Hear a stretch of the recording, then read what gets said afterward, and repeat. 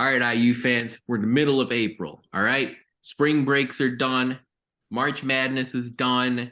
Okay, we're actually starting the NBA and NHL playoffs right now, and transfer portal season has hit an interesting point. A lot of the early guys have made some commitments. A lot of them who are looking for a change of scenery have chosen their new school. Indiana's landed a couple of them, and Kel'el Ware and Peyton Sparks. Now you're getting into a point where the large quantities of players, maybe after that very top tier, are deciding to determine where they're going to play next. The NBA Combine is a month from now. College basketball season is less than 7 months away.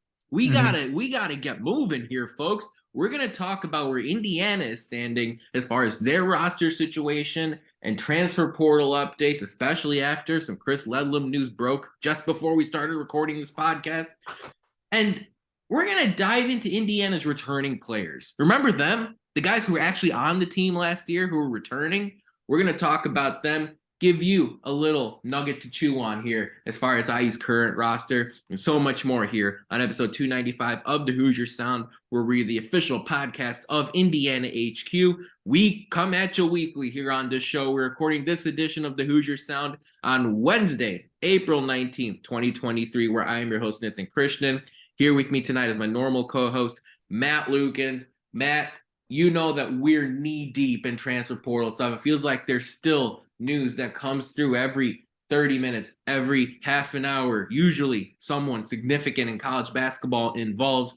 We just found out before starting recording here that Chris Ledlum, a key IU target, committed to Tennessee after he narrowed his list down, basically, to Indiana, St. John's, and the Volunteers.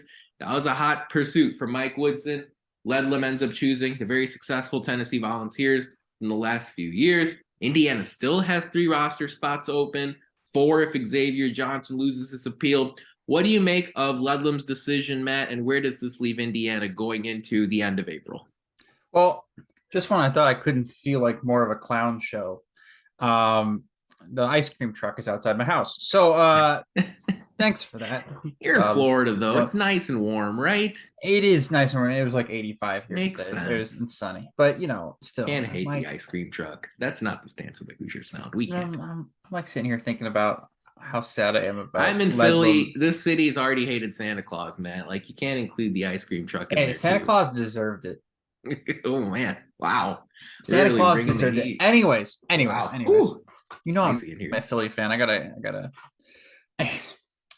Look, I have said on Twitter, been very adamant on this podcast that I thought IU was in a good position with Ledlum. I did not expect Tennessee to make such a hard push for him. And to be honest, I didn't expect them to pull, a DeAndre Jordan and he just visited them this weekend. Yeah. It is Wednesday. Well, and then Santiago Vescovi, a key returner, returned to Tennessee either on Monday or Tuesday. It was Tuesday. I actually thought Vescovi and Ledlum were kind of similar players. I don't know all the details here, but hey, look, what happened. Yeah, what happened. Didn't expect them to shut themselves inside of his house until he committed, but it is what it is. And so we're sitting here a bit disappointed. The other option in the portal I was really high on was Dalton Connect. Sorry. Connect, not Neck, Connect. Word on the street is that he is closing his recruitment and is down to now Tennessee. I don't like the Vols. And Oregon, which would suck, because I think out of the 2 of those guys, I thought he was the one that fit IU's needs the most. So now we're on option A was where we got option A. Yeah. But B and C are gone. So now we're on to D, E, and F. Word on the street also is that IU is only going to probably get 2 more people in the transfer portal. Maybe. So if you're keeping track of scholarship numbers, even if Xavier Johnson does come back next year, that will end up with IU having a maximum of 12 scholarship players on the roster. There are currently 9 because Xavier Johnson still hasn't gotten the waiver approved yet. Mm-hmm. And if Xavier Johnson doesn't get the waiver approved, there are going to be, they're going to be more important things on the horizon for IU. But the good news is with that is, from what I know, Nathan, about the waiver process, is that the NCAA actually defers the decision to the conference. And so if they will send this to the Big Ten first, and if the Big Ten approves it, then the NCAA will approve it. The Big Ten in the past has been super lenient or lax when it comes to these rulings, especially if you go and look in the case of Jordan Bohannon at Iowa. Yep. And a couple other cases in which guys were just around the 30% mark, which is the mark you needed to be approved for the waiver. I think Xavier Johnson is currently sitting at 31.5% or 32. Yeah, rounding. 31.5 rounds up. Close enough. 32%. It's close. It's within the margin of error at this point. So we're hoping that he does in fact get that waiver approved by the Big Ten and by the NCAA, and then IU will actually be able to sell some people on some things. I do think that is a huge issue when it comes to getting people to come to IU, because you can sell them on playing with Ware, but you can't sell them the idea of playing with Xavier Johnson until you know that that the waiver is going to be approved, because you can bring up the idea of those of him playing with him, but there's no guarantees, right? Like having that guarantee actually makes the possibility of playing with the guys and running. Well, just think about how much it changed Indiana's dynamic last year when Johnson got hurt, right? I mean, Indiana's roster and the way the pieces fit was so different last year before Johnson got hurt compared to after Johnson got hurt. And, who knows? Jalen Hood-Schifino, I don't know if he would have come to Indiana. If he's supposed to be the do-everything superstar point guard from day one. I don't know. And that's the decision a lot of guys have to make right now. Yeah, they do. I'm just a little bit flustered because I genuinely, from the information that I had and had been given to me, and that I'd found in other places, I thought IU staff was very confident that they were going to get Ledlum, just like they were extremely confident that they were getting Ware. Right. So that's a 50-50. Yeah, that's fine. Sometimes you get beat. I'd say Sparks included theirs 2 out of 3. Like Sparks' list was really long too, as far as the number of schools pursuing him, and Indiana closed that deal. That's true. Yeah. So again, Indiana's 2 of 3 so far in the portal. That's fine. They might end up 2 of 4. Name to look out for is Cormac Ryan, of Notre Dame, who, if I'm going to be honest, is not a bad option. Well, he's not. He's not. Right? He would not be a bad option E. In fact, I would be very happy if he was in an IU uniform next year. For those that don't know, he's a Notre Dame guard. Yes. / wing. A little notorious for picking a fight with, not a fight, a little skirmish with Indiana a couple years ago when Notre Dame and IU played. That is true. It's okay. Mike Woodson probably looks at that positively. Hey, you got a guy. He was picking a fight with Archie, and honestly, we can applaud that. This was year 1 of Woodson. This was year 1 of Woodson. Yeah. This is the 2021-22 season. I think as I look at this, I think Cormac Ryan's interesting. I think Jalen Tyson's interesting. If you look at 24/7 sports right now, you could make a very good basketball team of the transfers who are still yet to commit. You're talking about a guy like Taron Armstrong from Cal Baptist, Matthew Cleveland, who's in Indiana has contacted, Raekwon Battle, Arterio Morris, Amari Abram, Jaden Bradley, Joe Girard. I'm not saying Indiana's in on every single one of these players, but there are a whole lot of options still remaining here. And again, Indiana has 3 to fill out, assuming Xavier Johnson gets accepted. I mean, big commitments happen really late in this process, and that's important for everyone to remember. Matthew Meyer out of Illinois last year did not commit to the Illini out of the portal until May 30th. This is the NBA Combine finishing. This is him going through the process. This is him consulting everyone that cares about him as far as what his next step should be. And no decision was made until the very last couple of days in May. And Indiana's in a spot where they can have that patience, have that flexibility. You can wait for players to make their decisions here without freaking out. Of course, I do completely agree with you that Xavier Johnson's decision will be a key piece of this. We did see, I believe, Joey Baker from Michigan get a decision on his situation. It's apples and oranges, but you're at least seeing a case where the NCAA is handing out rulings here to various players as far as their eligibility for next season. So you're seeing that. I'm not panicking about Indiana's position right now. I think there's still plenty of time for IU to land a couple of great quality players to this roster. You have the rest of April coming up. You have all May. Again, NBA Combine season happens in the middle of May. It's a very clear story that Mike Woodson and the assistants can pitch to recruits who want to play at Indiana. It's not a situation where Indiana is going to be scrambling at the bottom of the barrel here for players to just tack onto their roster when it's all said and done. You have the upside of legitimate playing time, especially if you're a backcourt player who looking for a new team. You have an opportunity here to come to Indiana and play 25, 30 minutes at a high level and still not feel like you're the be all end all.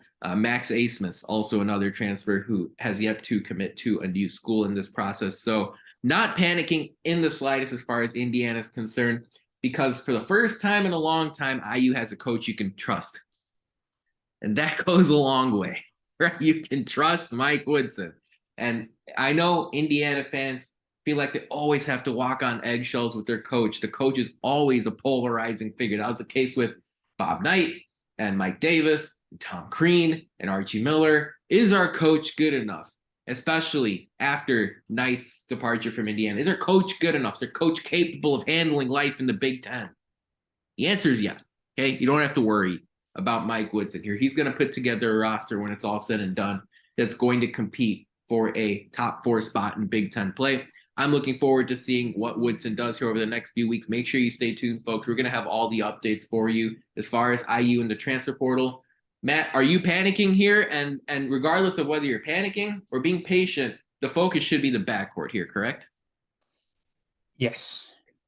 Yes, the focus should be the backcourt. Again, how many times I've said this on this podcast, and if you could go listen to the podcast I have with Ant, I said the same thing. But guard play wins championships, and you have a point guard in Xavier Johnson who can do that. Yep. Right? And he's at that level. He's going to be one of the better point guards in the country next year. Return if he gets the waiver approved. Okay, if I'm not jinxing anything, if he gets the waiver approved. I'm done with the absolutes and being confident about things until I see things happen. That's on me. I wouldn't mind them going and getting Dalton Connect again. He's the guy I want the most. I hope to God that the reports of him closing his recruitment are false and he takes a visit to IU on this weekend, which of course is Little 5. I would love that. I think we could pull our own DeAndre Jordan and never let him leave. And then you go and get a guy like Cormac Ryan. Yeah. And you say, let's run it. Yeah. Matthew Cleveland. I would love him on Matthew Cleveland. Honestly, that is a name that you were going to hear, I think, more. Because again, I think the staff wants a scoring wing. And Connect is a guy that can play the 2 and the 3, and he's more of a guard, okay? And so again, you want somebody that plays off ball but is bigger. Matthew Cleveland's that guy. He's off ball, bigger, can shoot the ball, can play defense, can do a lot of different things for you. He's a guy I think IU will throw their name in. And I think you had a great point. And I want to bring it back up again. If IU continues to miss on people, that's fine. Because again, at the end of the day, there's still going to be people left over in the portal that are good. It's amazing. After the NBA draft, which is in June, but the combine's in what? Mid-May, like May 16th. Yeah. Yeah. So again, if we go another month and there's still another 2 holes in the roster, I'm chilling because there's a lot of people that come back after they heard from the NBA draft and they realize they're not going to be picked in the top 60 and they're not going to get a 2-way contract.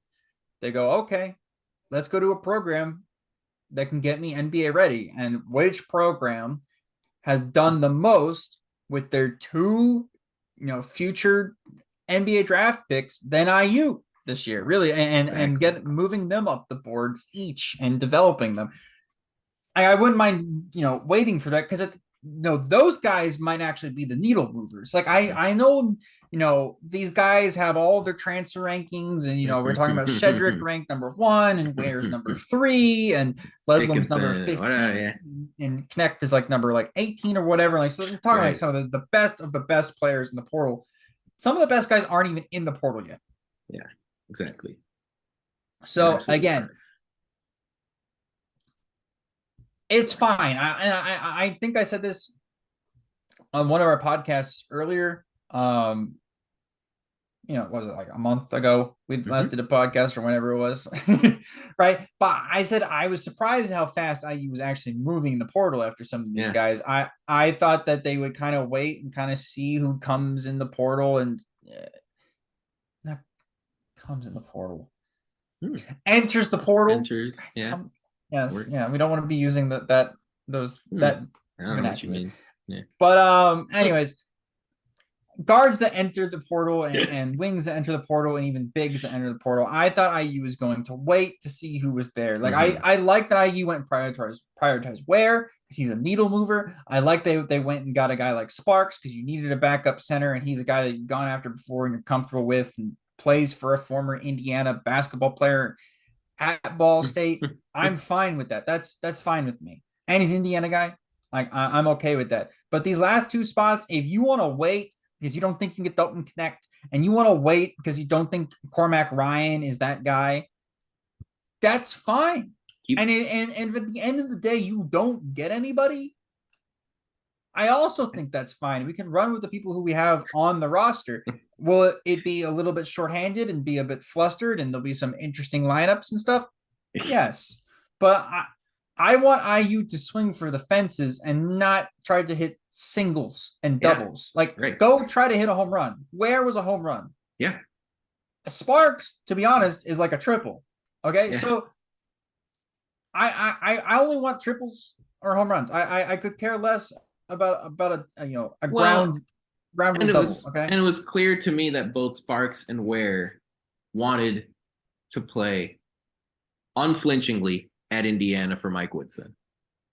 Right? Like, give me players who are 100% bought into this. Now, I mean, if you see either one of them, both guys have signed. All right. So don't yell at me if one of them changes their mind here over the course of the next few weeks. But both guys have signed. Look, if a guy comes to Indiana, he's unsure about whether Indiana's the right fit, this, that, whatever. Well, guess what? You know what? You don't want that kind of situation. So look, Indiana's got plenty of options to choose from. There are probably 50 others that are still available that we could decide. You are seeing class of 2023 players decommit from their current universities. Of course, Mike Woodson, each of the last 2 years, has snagged a high school recruit about 3 or 4 months before the season starts. I know we would prefer that there aren't true freshmen on this added to this Indiana roster, in addition to Cupps, Gabe Cupps, and Ja'Kai Newton.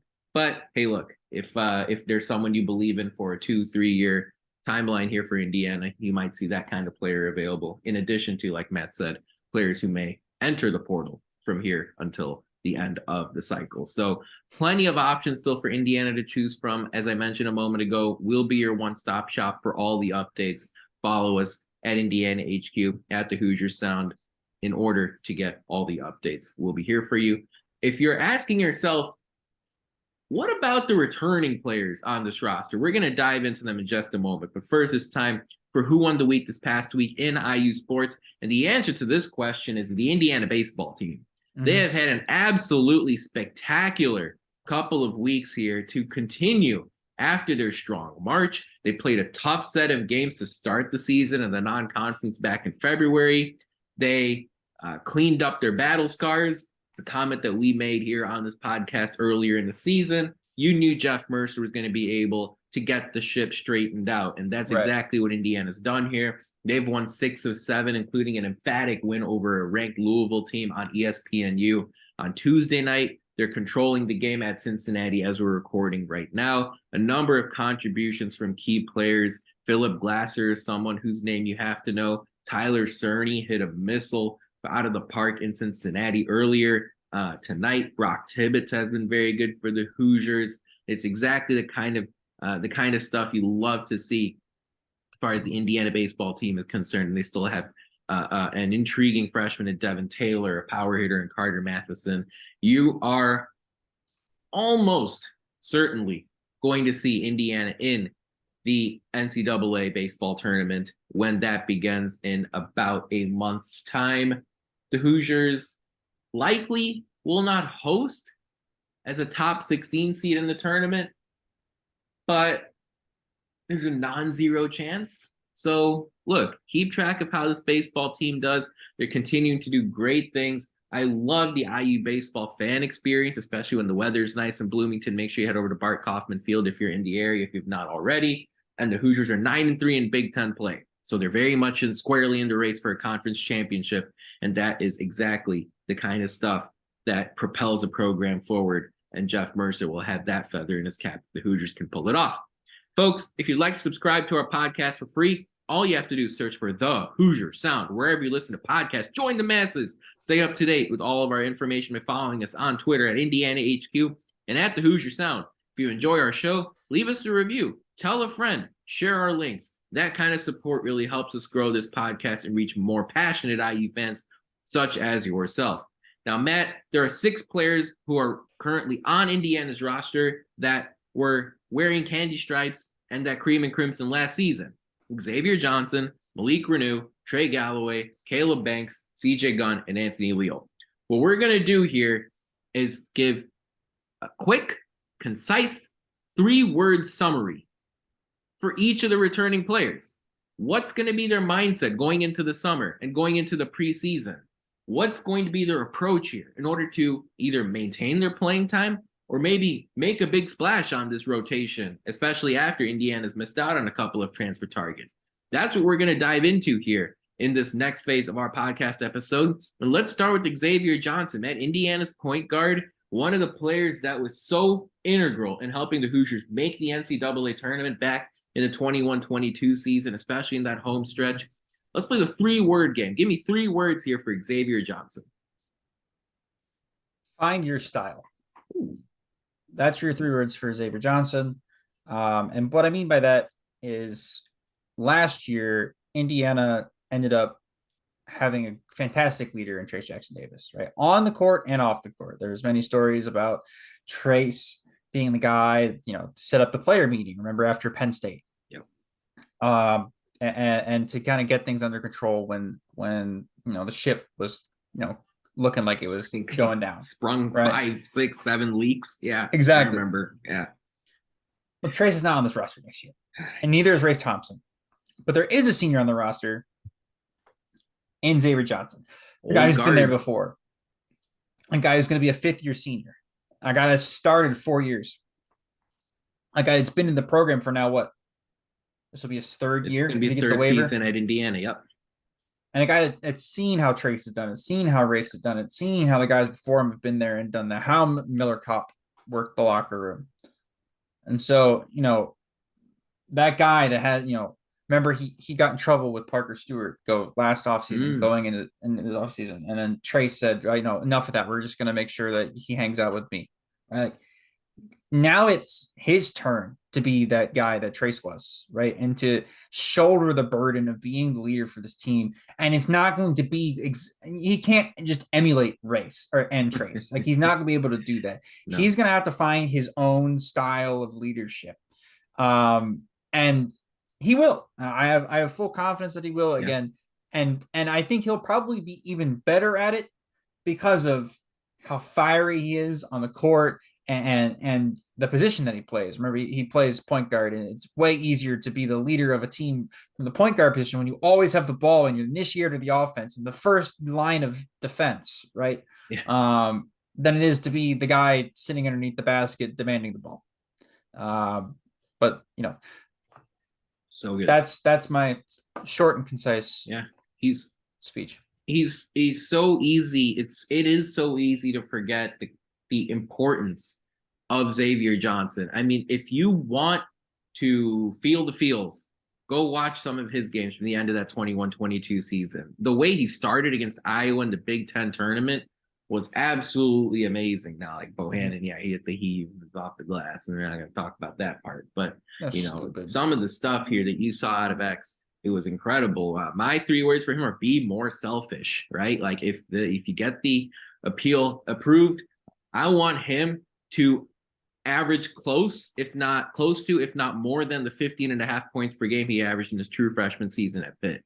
This is not a role here at Indiana going into this upcoming season. We'll see who Indiana adds, but this is likely not going to be a role where you are distributing to Trace Jackson Davis and you have Race Thompson as an option and you have Miller Kopp on the arc and Parker Stewart and 3-point land, right? Like, yo, X, this is your moment, man. Be more selfish. I want to see him take over. If he forces the defense to overcommit to guarding him, give it up. Mm-hmm. But until that happens, right, until you draw double teams, until you draw a trap inside half court, take over. We saw in the NCAA tournament, we saw in conference play, especially in the power conferences, old, tough, 3-point shooting guards win you a crap ton of games. And that's exactly what Xavier Johnson is. Let's talk about Malik Reneau, Matt. This is Reneau's second season at Indiana after a late commitment to the Hoosiers before his freshman year.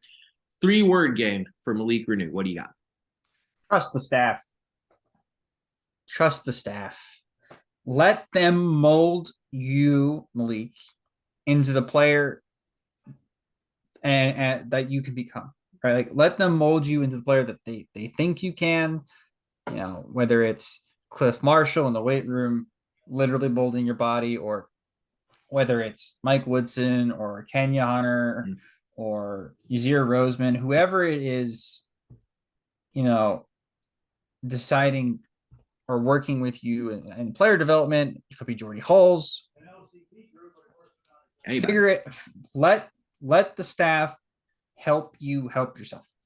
And this is a huge summer for you again, because now that Ledlum's not coming, that power forward spot is all yours. There is no competition for that. Some people want to say, Caleb Banks or whatever, but I mean, it's going to be Reneau's, right? So yeah, absolutely. It's on him to improve. It's on him to earn those minutes. It's on him to stay out of foul trouble. It's on him to step up his game and become that guy. Remember last year they were talking about the 2 guys coming in, the 2 5-stars, I believe it was a 4-star, but the 2 very highly rated recruits said this year it's Jalen Hood-Schifino's year, and they said next year it's Malik Reneau's. Well, it's your year. They said it, and we said it, man. And we said it. Yeah, it's your year. This is your year, right? And this is the summer to improve. So listen to the staff. Let them help you. I like that a lot. My 3 words for Malik are spread your wings, right? Like, this ain't the time to be passive. This ain't be the time to sit on the sidelines and watch your All-American center do his thing. Malik, all I'm going to say about him is there is nothing on the basketball court that he cannot do. Yeah. He can pass, he can dunk, he can shoot mid-range, he can shoot the long range. We've seen him pick and pop. We can pick and roll. If he needs to run the fast break, I have confidence that he can do that with a little more seasoning. I really do. And again, you're not Just needs a little bit more paprika. You're not gonna turn Malik Renew into your point guard, but there's nothing on the court that he cannot do. Don't limit your own ceiling. And that's got to be the approach for Renew going into the summer. Just think, someone like Renew, right? The last 6 to 8 years, he probably found out he was amazing at basketball in like middle school, and then he got into AAU and high school play, and then was able to move on to Montverde for his time there. And the commitment to Indiana was kind of crazy, especially after the coaching changed down at Florida. This is finally a time where it's quieted down a little bit for Renew. Go into the summer with a clear mind, spread your wings, don't hesitate to fly. Trey Galloway is the next player, Matt, someone who filled a very critical complementary role for Indiana last season. He's going to be one of the elder statesmen on this team going into the 23-24 season. 3 words for Trey Galloway. Replicate last summer. Ooh. Whatever you did last summer to improve your game, if you can do it again this summer, you're going to turn into an all Big Ten guy. Remember, Trey Galloway last year, or 2 years ago, was just a defense guy, right? Defense guy can come in, pass the ball around on offense, could, get around the rim and score a bit. But my God, the shooting was awful. This year was one of the better shooters on the roster. Was 46%. Yeah, was extremely reliable. 46. Was extremely reliable on defense. Was extremely reliable on offense. He went, 8 games without a turnover or something stupid? Look, if he has that level of a jump going into next year, we're talking about a guy that could make it onto an all Big Ten team, whether it's the third or the second team. And he's just got to replicate it. I completely agree. He averaged less than 1 turnover per game last year. Yep. Think about how much he was on the court. He's on the court for 27.7 minutes per game across 32 games, a lot of times against great competition. He averaged less than 1 turnover per game. That is unbelievable. My 3 words for Trey Galloway are crash the glass. And maybe that's a bit of an exaggeration, but this is someone who in his freshman year, he averaged 1.9 rebounds per game. His sophomore year is 1.7. This past season is at 3. And I like 3, but I want to see 4. I want to see 5 out of Trey Galloway. You're someone who is a bigger combo guard, a 6'4" player. He's not skinny. All right. Trey Galloway's got good build to him. I want to see him. Look, I'm watching the NBA playoffs right now, and Russell Westbrook is showing exactly how valuable a rebounding guard can be. And I'm not saying Trey Galloway is the next reincarnation of him, not even close, but have that mentality, have that mindset when you defend, the other team misses their shot. Trey Galloway, help your squad clinch that stop with a rebound. And last year you were at 3. There's no reason you can't get above 4 rebounds per game going next season, because you're someone who is made physically to rebound the ball out of the guard position. So that's what I'm looking forward to seeing out of Trey Galloway. We got a lot. We got 3 more guys to talk about here after our social media shout, and we're going to keep it pretty straightforward here as far as our social media shout out is concerned. The Hoosier Sound is where you can find us, folks. Twitter, Facebook, YouTube. You can follow Matt at MDLukens101. He will occasionally pull your finger as far as, some of the IU basketball stuff, but it is a must follow if you love IU basketball, without any question about it. Nathan. I also will say you can follow us at Indiana HQ. Twitter, Facebook, and YouTube there as well. On Instagram, Matt, we're not Indiana HQ, but what are we? Indiana.HQ. Matt, by the way, is at MDLukens101. If you haven't joined the circus yet, it's an absolutely wild ride. Must follow until Elon Musk burns Twitter down. Look, folks, that's where you can find us on social media. We'll figure out where to go if Twitter burns down at some point. All right, it can't be that difficult. We'll all go somewhere else. I'm going to Truth Social. Oh, look, it's whatever. It's whatever. If we need to, we'll send out the carrier pigeons. Carrier pigeons are coming. We'll make sure that we have all of you covered here as our one-stop shop for Indiana University Sports. Make sure you follow us if you have not yet. Our numbers continue to go up and up and up and up. If you do follow us, spread the word. Tell a friend, tell a neighbor, tell someone you hate. Honestly, as long as they care about Indiana sports, that's all that matters. 3 guys left to cover off on here, Matt, who are returning. Again, everyone wants to talk about who left. Everyone wants to talk about who's new. Okay? Remember, these are guys who committed to Indiana, played at Indiana last year, and they're going to play at Indiana this upcoming season. There are guys. Yeah, shocker, right? Caleb Banks. 3 words for a player who's now going to enter his 2nd season at Indiana. Follow Trey Galloway. Ooh. Again, level of growth, wingish player, Yeah, right? Wingish, yeah.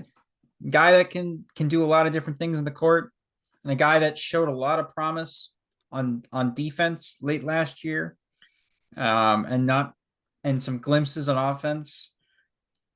Figure out what Trey did, how he slowed down the game, and figured out how to take those pressure situations and turn them into opportunities and not just, wasted opportunities, right? And take advantage of those opportunities. Just figure out what Trey did, follow him. If you got to move in with him, Ooh. but hang out a lot this summer, because I feel like if he's going to be doing what he did last summer, which is getting in the lab and working on his game, if you do the same thing, you have 5 times more talent, natural Unlimited physical potential. talent, unlimited potential that Trey doesn't even have, right? And Trey is a Division I basketball player, and he's a fantastic athlete. But Caleb Banks is one of those guys who if he puts 2 and 2 together, is an NBA type wing. Yeah. And that's the kind of guy we're talking about. He's a 6'8" guy that can play, down to the 3, he can play the 4, he can heck. He's a guy that I would not be surprised could end up playing the 2 if he can figure out how to put everything together, right? That would not at 6'8", that's incredible. But remember, last year he would come in some of those later games last year and play defense on every single wing player. It did not matter who was out there. He was a guy that could keep up with them. And he's a guy on offense that moves with the ball or without the ball so smoothly for a guy his size. Totally. Put it together. Just figure it out. Put it together, and you're going to be one hell of a player at IU. Yeah, totally agree. And I thought you were going to go the other direction and say he could be like a small ball 5, which I actually think you might even. That's what I'm saying. If you're playing real, you're playing real small here, but someone who can almost fit that billing in a pinch if needed. My 3 words for Banks are deliver the grit. All right, look, Indiana has been, I think, a team that's needed maybe a little. I think there's a gap in the level of edge between San Diego State and Indiana. But I think if Caleb Banks played at San Diego State, he would be a fan favorite for the Aztecs. Right? There's just so much there, right? As far as doing the things in the tough areas, in the tight spaces, grabbing rebounds in traffic, getting deflections, diving for loose balls. Yeah. Those ugly, I know Indiana fans like to avoid, 59, 57 basketball games. But in the Big Ten, you're going to get some of those. It just doesn't matter how great your offense is. And so, for me, Caleb Banks, I think, will be integral in delivering the grit. Those rebounds in traffic, a hard foul. Look, you got 5 to give. Don't be flagrant. Don't be flagrant about it. But, a hard foul there to prevent a layup. That type of stuff, I think, can be the difference here. 1 or 2 points can swing the result of a game. Deliver the grit is what I'm looking for out of Caleb Banks. CJ Gunn, Matt, here's someone who has the skill set in the backcourt, right? I think if CJ Gunn, right, we wouldn't want him to enter the portal, but if he did, all of a sudden you'd see the long list of super giant schools pursuing him if that were to happen. So CJ Gunn here, 3-word game as far as he's concerned. This is a tough one. I haven't actually thought about CJ Gunn. You want to take this one first? Yeah, I light it up. Look, CJ, this is not a 420 reference, What this is someone who is capable of doing way better than the 2 for 24 from downtown than he did last year. And hey, CJ, you watch him in warmups, the shot is there. This isn't reinventing the wheel. All right. He's a silky smooth shooting guard. Okay. He's going into year 2. And he's got an opportunity this summer to convincingly sweep Mike Woodson off his feet and take over the role that Tamar Bates vacated last season. This is your chance to convince loudly Mike Woodson, the head coach of the biggest basketball brand in your state, an hour from where you grew up. Look, it's my time, and I want to be a 20 minutes per game shooting guard on your basketball team.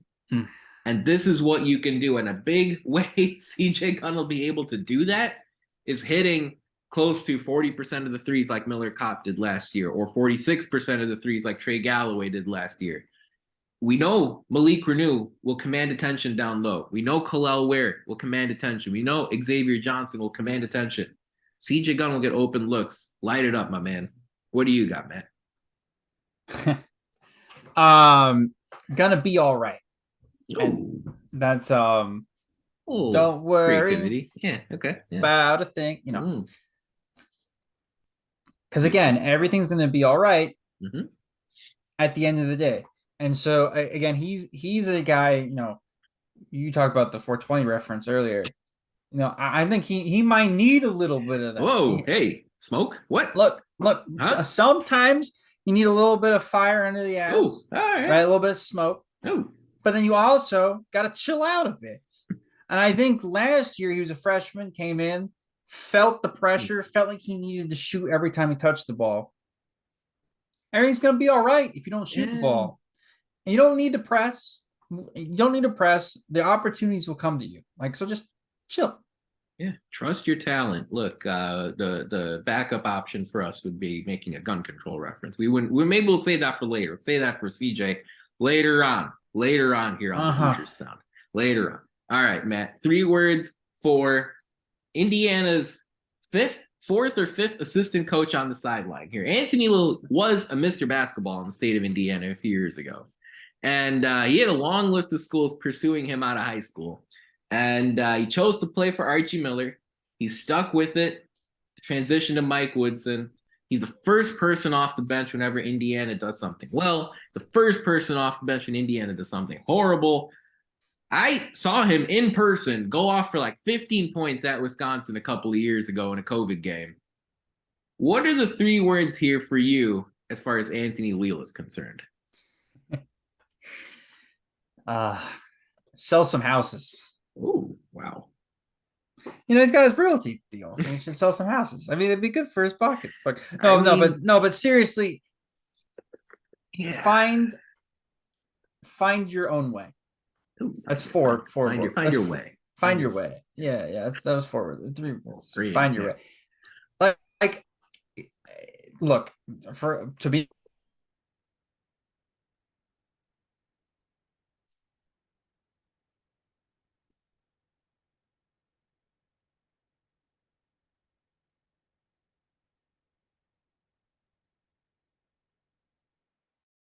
Shoot the ball.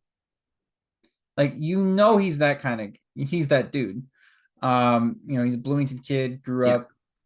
That was his thing in high school. He's an absolute weapon from the outside, right? Just the reason he hasn't really played is mostly due to the fact that he's just not as athletic as his counterparts, right?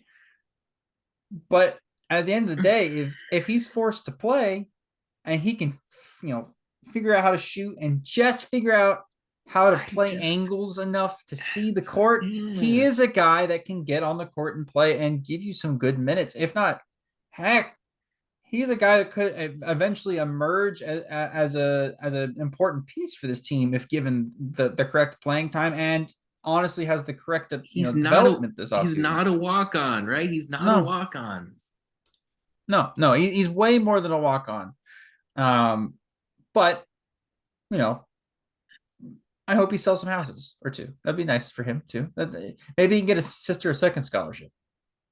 Look, yeah, well, that was such a nice moment. That was Looking awesome. back, looking back, I'm poking. Okay, I'm making fun at that, but that was actually genuinely just awesome. To be honest, right? I feel like every day crappy stuff happens. That was a really nice, heartwarming moment. It's not heartwarming. Oh, what's that? Losing a transfer to Tennessee. Oh, get over it. We'll get him next year after he leaves Tennessee. grad transfer to Indiana. Look, for me, the 3 words with Anthony Leal are we sure?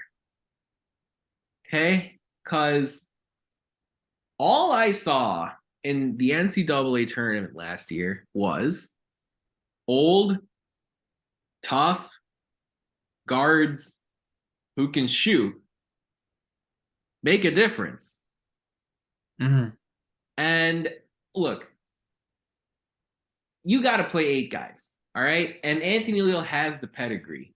He has the track record as far as the, like, and I've said this before with Leal. If he enters the portal, if he entered the portal, if he entered, whatever, there would be a long list of schools calling him and his family up to see if Anthony's willing to play for him. And you get mid-major options, you would get high major options. Anthony will be able to basically pick his favorite out of the list of 15 or 20. I don't think Anthony Leal will play a major role on this team next year, but we've got 7 months before we have to make that decision. And all I'm going to say is, if Anthony Leal wants to be a critical on-the-court contributor, there's an angle where that can happen. The opening is there. The opportunity is there. And I remember a couple of years ago, Mike Woodson played him in Woodson's first year against Nebraska in Bloomington, and Leal paid it off. He actually had a solid game against Nebraska, but just couldn't sustain it. That was a long time ago. Right? A lot has happened to Indiana basketball since then. Are we sure? Leal maybe, possibly, could be someone who seizes this opportunity. It's going to be his second to last year in Bloomington. Look, man, time is short. College is going to be over soon. You're going to be going into the real world. All I'm saying is, are we sure? Are we sure Anthony Leal can't be a somewhat contributing factor to Indiana's success next season? I don't know. Something to think about. All right, Matt, let's wind up here on this Wednesday night. Lots to digest here as far as the Indiana basketball program is concerned. So much to think about, so much to go through. What are your final thoughts here on April 19th? Ledlum is disappointing. I think there's going to be some disappointing Connect news soon.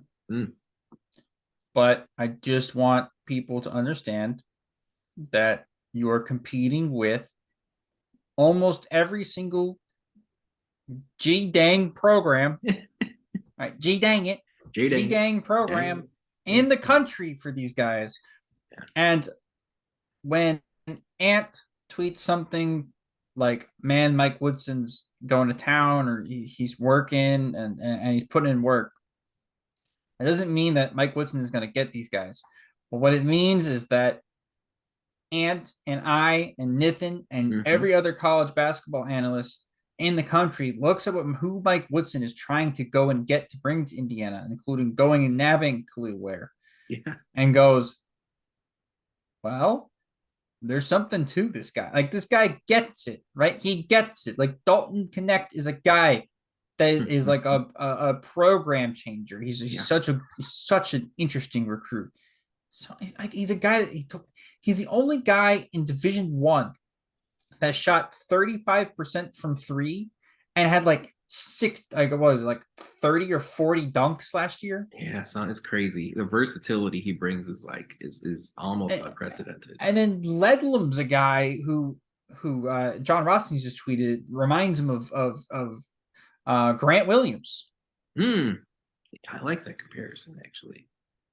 And again, it's kind of like, I look at that and I go, these are the players that IU were close to getting, like on the doorstep of, especially Ledlum, on the doorstep of getting.